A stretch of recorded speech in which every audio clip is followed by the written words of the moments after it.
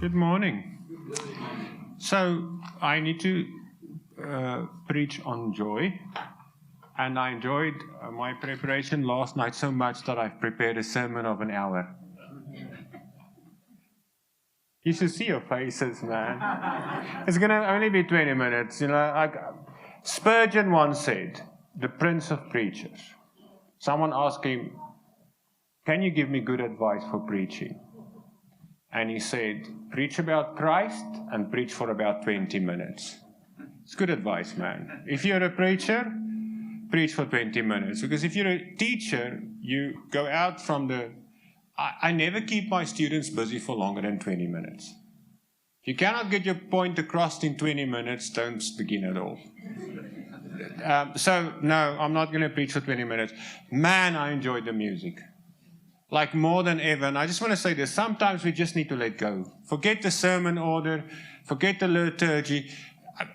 I really connected with God. And I honestly needed that this morning because I had one of the worst weeks ever, where I had to deal with the sinful natures of other people. Well, they were worldly people. They fortunately were not Christians, which would be worse. But we've discussed Revelation for the last 3 months in our home cell group. And Revelation is a book of songs. Heaven opens up and the angel sings. And then the 4 living creatures sings. And then Jesus sings. Every time there's a song. And then the ones that have suffered, that have martyred, sings. The whole book is kind of divided by songs. There's something incredibly powerful in music. Incredibly powerful in music. And it goes right through the Old Testament. In the New Testament, Psalms. David, he while he was tending his sheep, he was playing his harp. His harp calmed Saul that went a bit cuckoo. And so on. And it's everywhere. And there's religions where music is not as centralized as us are. The biggest part of our worship is the word and singing. And there's a theory in physics called the superstring theory. Now, it's an attempt made by the physicists to kind of marry the 4 basic forces. So, physicists deal with the world in terms of matter and in terms of forces. And you have your strong nuclear force, your weak nuclear force, your electromagnetic force, and then you have gravity. Now gravity is a force like it's way over there. It's like the introvert of all the forces. Gravity would, instead of having a chat with his friends, go and drink a coffee at Starbucks and read a book. That's gravity. Strong nuclear, electromagnetic, they are there on one side. Now, the physicists try to marry these forces, to bring them together, because that's what they do. The so-called theory of everything. And superstring theory started. And what superstring theory basically says is that there is these incredibly infinitesimally small strings that cuts through all of creation and through 13 dimensions, and they vibrate. And when they vibrate, they cause the particles. All the way from the quarks, all the way right up, obviously, to atoms. Imagine all of creation as one humongous symphony that God plays. Music is permeates everything. It's in our beings, and that's why we need to worship. I'm constantly meditating nowadays on the Transfiguration, when Jesus took Matthew and John up onto the mountain. We do not have the privilege of being there, but we climb the mountain of Transfiguration through music. And when I was thinking about how important music is, I thought back about when I was at uni and I did Hebrew. Man, it's a tough language. Greek is a joke. If people tell me that's Greek to me, I say, no, it's Hebrew. Greek I understand. Hebrew is tough. And we decided to do, our professor in all his wisdom decided to do at the end of our first year the Song of Solomon, which is a love song between a husband and a wife. And we translated it from the Hebrew. But now, imagine 19-year-old young men translating one of the hottest pieces of poetry ever in existence. And I tell you, if you read it in a Hebrew, you need to be married. Can I just say that? You really need to be married. And but we had this prof, we called him Still Shiva. Now there's a character in the Hebrew that you don't pronounce. They call it a Still Shiva. We called him Still Shiva because he was this short. He was completely bald. He had free hair that he perfectly combed from left or from right to left in his head, and it went like a 45-degree angle over his bald head. And then he spoke in this monotonous voice. Now he would come in and said, "Good morning, gentlemen." I said, "Good morning, Prof." We continue from verse such and such, and then he would, like where Solomon describes his bride or his wife that he loves, but Solomon goes into detail, people, that you cannot imagine. I'm telling you now. So now he would say, this is a verb, plusquamperfectum, this and this and this, and it means this.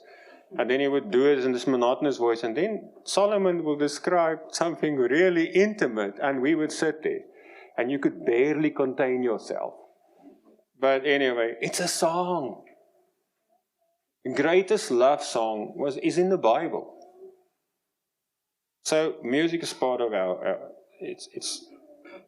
there's something incredibly powerful. I need to speak about true joy. What is true joy? I love the Lord and the Lord loves me. And now I can go and sit. That's it. It was here. I love the Lord and the Lord loves me. That's why I enjoy the singing. But okay, I'll give you a sermon. So let's start. I'm going to read Habakkuk, Old Testament, prophet, minor prophet, chapter, can we go back please? Chapter 3, verse 16 to 19. I heard, and my heart pounded, my lips quivered at the sound. Decay crept into my bones, my legs trembled, yet I will wait patiently for the day of calamity to come on the nation invading us. Though the fig tree does not bud, and there are no grapes on the vines, though the olive oil crop fails, and the fields produce no food, though there are no sheep in the pen, and no cattle in the stalls, yet I will rejoice in the Lord. I will be joyful in God my Savior. The sovereign Lord is my strength. He makes my feet like the feet of a deer. He enables me to tread on heights. For the director of music on my string instruments. This is a song as well, by the way. Music. So, what is true joy? Because the oddest thing is, at this moment, Habakkuk had no joy.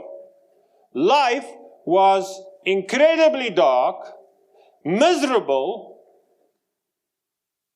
It was pitch black. It was darker than a black hole. And you know, like black hole, no light goes in or goes out because it sucks everything in. His life was like a black hole. It was utterly, utterly dark. Now, before we start, I have 3 leading questions, like in pedagogy, in didactics, we say leading questions. I want you to take a few seconds and think about this question. When was the last time that you were ridiculously happy? I just want you to think about that. Just identify that moment. When was the last time that you were ridiculously happy?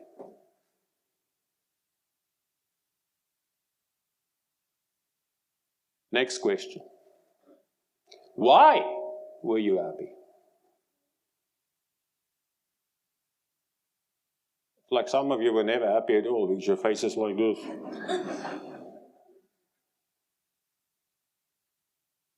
Last question. How long did your happiness last?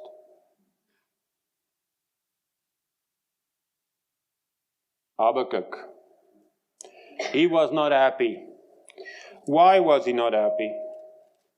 But before I answer that question, we deal with a very, very interesting book. He's a very unique prophet, because normally a prophet would start with, God will tell him to go to a people and say this and this to them, or go to the king and say this and this to him. This didn't happen. Habakkuk starts this way. How long, Lord, must I call for help, but you do not listen? Or cry out to you violence, but you do not save?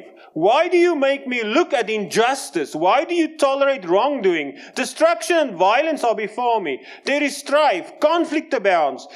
Therefore, the law is paralyzed and justice never prevails. The wicked hem in the righteous, so that justice is perverted. That's how he starts this prophecy. He's angry with God. And most of us modern day Christians would say, whoa. Like, we will never dream to do this. This guy is angry at God. Unique prophecy. Starts with a question. And then God answers him. Then he has another question. Then God answers him again. And then God tells him, go and write this on the walls of Jerusalem. Now, what was the issue? Why was he so angry? Judea, and specific Jerusalem, was in a terrible, terrible state. Now, when the idea we get from, because most of us only read the Old Testament when we read the children's Bibles, and then we move on to the New Testament, never go there. But the idea that you keep from it is that, like, Judah was this holy, better than Israel. They were a bit more closer to God and served him better, and they were like better. They were not. At this stage, Judea and Jerusalem was more morally bankrupt than the northern tribes could ever be. And you think that wicked Nebuchadnezzar, how could he? He was an instrument in God's hands, and I'll tell you later why. It was so corrupt. The previous king, Joachim, because the king at the moment is Joachim, he had relations, or you know what I mean, with his own mother, with his mother-in-law, with his sister-in-law. He was known for murdering people, or men, taking their land and violating their wives. He was the king, and he acted that way. To top it all off, there was bribery everywhere. Everybody was bribed, from the priest in the temple to the Levites, to the palace officials, to the guys that had courts at the city with the entrances at the ports. There was corruption and bribery absolutely everywhere. What happened to the widows? Their land was taken, and where God said the widows and the orphans, they belong to me. Their land was taken. Those that were just were hemmed in. It was a terrible, terrible place. And the dream that God had for this people turned into a nightmare. If you go and read Deuteronomy, now that's a book that bores most of us, but I read it, I think I was in my early 30s, from a psychological perspective. And I asked myself, all these principles, laws that God gives, what impact will that have on a society? And the impact that it had was to create a just, equal society where everybody had enough. Like, for example, the year of joy, where every 7 years all debts are written off and all people that have been enslaved are free. That disappeared. This dream of a society where everybody had enough, where there was peace and freedom, turned into a nightmare. To add it all off, they had horrific idolatry. The god Moloch, where you basically sacrifice your own children to. And most idols in those days, part of the worship was you went and slept with a temple prostitute. It was bespecked with immorality. Sick society. rotten to its core. Do you really think God was going to allow that to continue? So what happens? God raises Nebuchadnezzar. Nebuchadnezzar becomes an instrument in God's hand because he wanted to end this. Because the dream he had has turned into a nightmare for the society. And now, Habakkuk is just, he's a righteous man. And he stands on the walls of Jerusalem and he sees this and he weeps. And other than that, his predecessor Joachim rebelled against Nebuchadnezzar because at that stage they were already a vassal state of Babylon. So Nebuchadnezzar was coming with his armies, and they were even worse than the Assyrians, which conquered the northern tribes. The Assyrians were known for impalement and flagellation. They invented it. The Babylonians were even worse. They were known for totally wiping everything off the face of the earth. Like burning everything, scorch-earth policy. And that's why I said, if the fig tree doesn't bloom, that's why. So, other than the sick society in Jerusalem, there's a big enemy coming. And here's just, righteous Habakkuk. And he's going to suffer as well. Him and his family, they are going to suffer as well. And that's why he's angry. Listen, God doesn't have a problem with it if you're angry at him or truthful with him. He does have an issue if you sin when you're truthful. Someone once said, be truthful with God but not sinful. Be truthful with one another but not brutal. So there's a way in which you deal with the truth. In any case, so Habakkuk's angry. Can we move on? Next slide. So, what does this have to do with joy? The end of this section ends in joy. Now, joy is not power and status. Now, one of the greatest pieces of poetry or verses in this book is in chapter 2, verse 4. See, the enemy is puffed up. His desires are upright, but the righteous person will live by his faithfulness. You can translate it with faith as well from the Hebrew. Indeed, wine betrays him. He is arrogant and never at rest, because he is as greedy as a grave, and like death is never satisfied. He gathers to himself all the nations and takes captives all the people. No matter how much power you have, no matter how much status, you're always going to want more. You will be happy for a moment,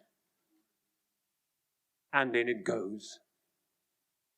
And he's actually describing Nebuchadnezzar here. He says, you like the grave, it will never be enough. Never.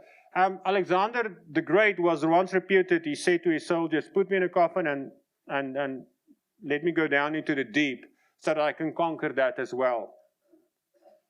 Ridiculous. Well, he died when he was 32. I think Genghis Khan had a bigger empire than him. But the point is, it's never enough. And the buzz, the joy that you get is for a minute, then it's gone, and then you want more. Power should not satisfy you. Status should not make you happy, because it's like fleeting.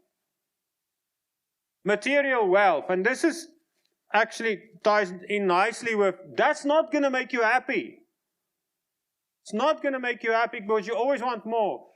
What was that movie about all the money in the world? It was about, not the Rockefellers. Anyway, it was about the rich man. They kidnapped his children, but he collected art. And basically, he didn't want to pay the ransom to have his own son released. So,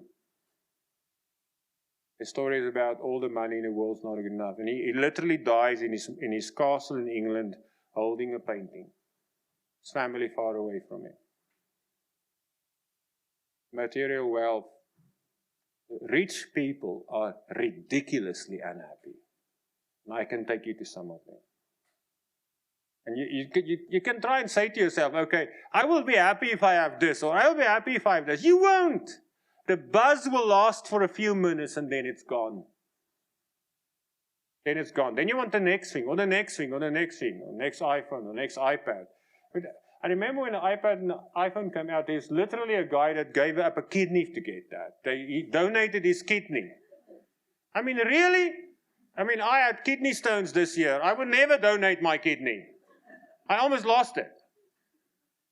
So, yeah, it was not a nice time, but I can make a joke about it. Anyway, I had kidney stones 3 times this year. It was fun. I enjoyed it. It was really fun. So yeah, material wealth's not going to do it. Status is not going to do it. That's why conquerors keep on conquering. Because it's never enough. The satisfaction of any earthly, bodily desire is not going to do it. If you think you want to have a lot of relationships with a lot of male or females, you'll get an STD. If you want to drink a lot, you'll get liver cirrhosis. I find it odd. I remember when I used to teach much more than I do now. Now I manage. Anyway, she become a teacher again. So what happened was the kids would say, sir, we're going to America next year. Girls, women, liquor, all that stuff, you know. And I would say to them always, young man, don't think because something is not against the law that there's not a price to be paid. Any earthly desire and the fulfillment of it is not going to bring you lasting joy or lasting happiness. What does? Next slide, please. Faith. That verse. The righteous person will live by faithfulness of faith. Well, how does Luther's Reformation start? The righteous will live by faith. The minute we believe in Him, we're on the path to true happiness. True happiness. And that doesn't mean that we as Christians are constantly happy. My life was literally, I'm almost using the word CRAP, the last B or something, the last 6-10 months. I had three batches of kidney stones and I ended up in Achmari Hospital. And then I had a stent, and things that were ridiculously easy previously was incredibly hard and painful.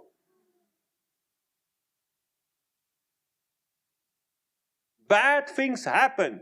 I mean, I remember a guy said to me, Christians don't become manic depressive. Yes, they do. I know Christians that are on antidepressants. But they live active lives and they love the Lord. Bad things happen, guys, to us, Christians. Bad things happen. But it doesn't mean we need to have a smile and everything is okay. That's escapism. We are not like that. This is one church where we used to go to, and the people that sing in front had these smiles, but when you look at it, you realize it was fake. And that's what the world doesn't want to see.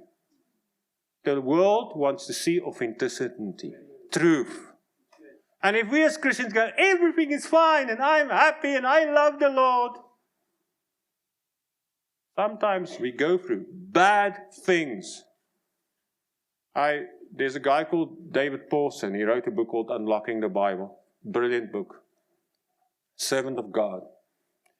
And when I read my preparation, he told how his daughter died, who served God in the church at age 30 on cancer. I know of pastors that lost their sons through brain cancer. Bad, incredibly bad things happen to Christians. How do we deal with it? With true joy. It starts with faith. And then, I love what he says here. He says the following.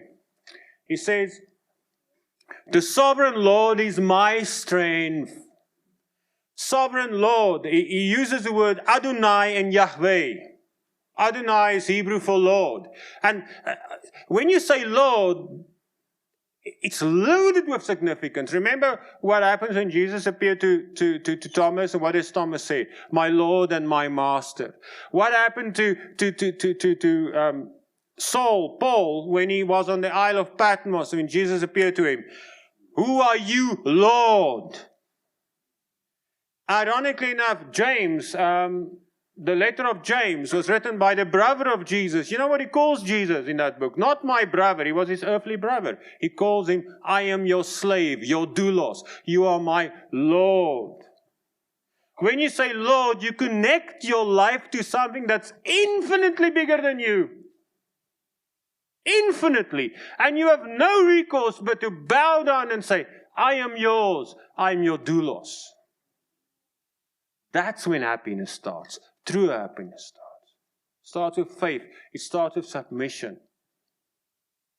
And then Yahweh is the word that God used when he appeared to Moses in the burning bush. You remember that? Up to that point, you had the word Elohim or El. Now, when Genesis 1 starts, he says, Bara Elohim Shamahim v'ha'aretz. In the beginning, God, Elohim, made the heaven and the earth. So up to that point, he was known as Elohim, the creator God. But the minute that he appeared to God, to Moses, he said, who are you, Lord? And he said, I am Yahweh. It was not Jehovah. I sometimes get irritated by the use of the word Jehovah. It never existed. Yahweh or Yahweh. If you were like British, you cannot say Yahweh, but like that's how you pronounce it. And Yahweh means I am. But what does I am mean? Man is losing that term. But it basically means I am the God that wants to enter into a relationship with you. I want communion with you. I am the God of Isaac. I am the God of Jacob. I am the God of Abraham. See, here's this mighty being that created everything. Billions and billions of galaxies. And he bends down to humanity. He talks to a man called Moses and he tells him, I am. Mighty revelation. I want to go into relationship with you. What happens when Adam and Eve sins? God says, where are you, Adam? Doesn't mean he didn't see Adam. Doesn't mean he didn't know where he was. He's God. He's all-knowing.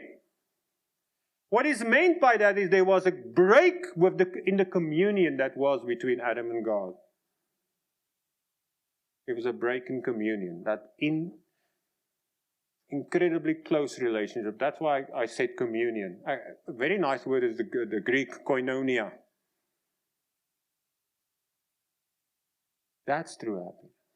The fact that you are right with God, that you're in communion with Him, that you know Yahweh, I am. This is true happiness. So, I've not gone through what does it mean when the fig trees are gone. It means basically the wealth is gone because figs were the most costly crop. Oil meant that people could not burn their lamps. They had no light in the evenings. All the food was gone. I'm not going to go through all of it. The bottom line is, none of this brings him happiness. What brings him happiness? The sovereign Lord who is his strength. And then he says something interesting.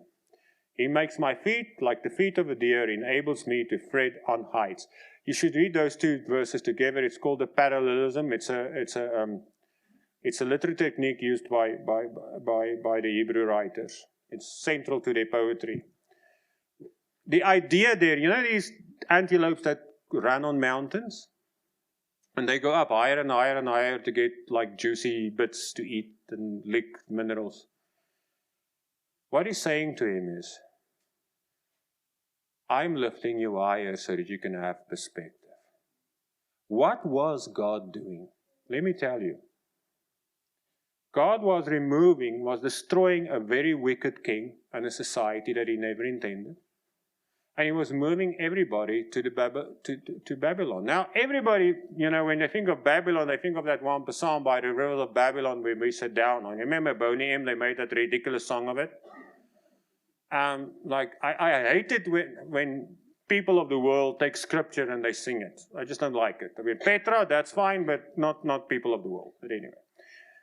So, the bottom line is, everybody thinks this like Babylonian exile was something horrific. We are here because of that. Because up to that point, the focus of worship was the temple and sacrifice, which would never have been accessible to the rest of humanity. But during the Babylonian exile, what became prevalent? God's word. They started, lots of the oral tradition, they start copying it down, they start writing it down. God's revelation came through the prophets. There was whole schools of prophecy around Isaiah and around Jeremiah that was written down. They invented the synagogues where they read scriptures once a week, what we do now. It was an incredible time. And what happened? God's message was thrown out to all the world. And eventually, where would Paul's ministry start? In a synagogue. God had a purpose, and this is what he's saying. The word Habakkuk means to cling on. Habakkuk is clinging to God. Even though it's dark, there's incredibly bad things happening. The sovereign Lord is my strength. He has a purpose, and his purpose will be good. This is true joy. Not because of, or not, we need to be happy in spite of, not because of. We have God. We are in communion with the greatest being in the universe. We are connected to something that's far greater than ourselves. Bad things are gonna happen. They are. I went through it this year. And in a sense, this sermon is for myself as well. We are happy in spite of and because of our sovereign Lord that gives us strength.